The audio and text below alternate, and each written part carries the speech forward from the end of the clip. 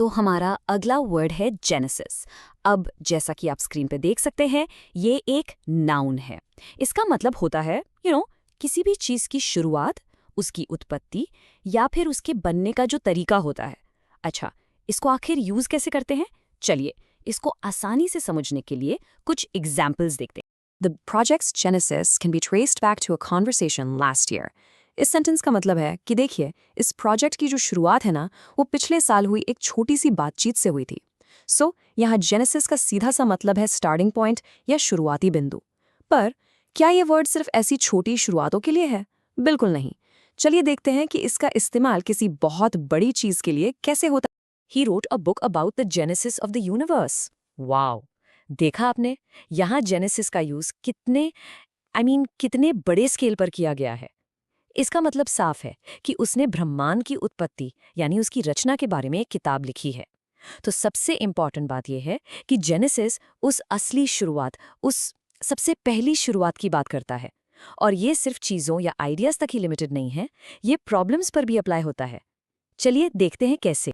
Understanding the genesis of the problem is key to finding a solution.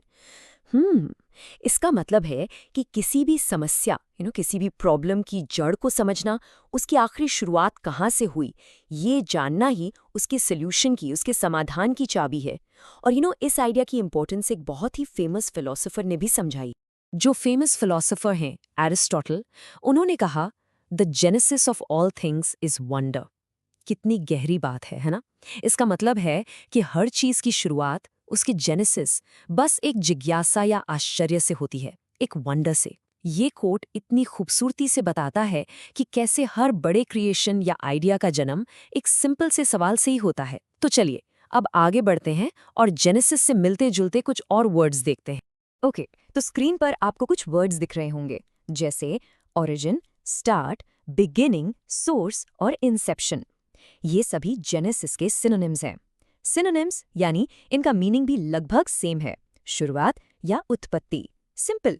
तो एक बात तो साफ है, जहां शुरुआत है वहां अंत भी तो होगा, राइट? तो चलिए अब इसके ऑपोजिट वर्ड्स यानी एंटोनिम्स देखते हैं। और ये रहे इसके एंटोनिम्स, वर्ड्स जैसे एंड, कंक्लूजन, फिनिश, टर्मिनेशन और फिनाले। इन सब का मतलब, जैसा कि आप जानते हैं, होता है अंत या समाप्ति। तो एक तरफ जहां जेनेसिस शुरुआत है, ये सारे वर्ड्स उसके बिल्कुल ऑपोजिट हैं, अ कंप्लीट एंड। बस आज के लिए इतना ही, मिलते हैं नेक्स्ट वीडियो में। Happy learning, bye bye.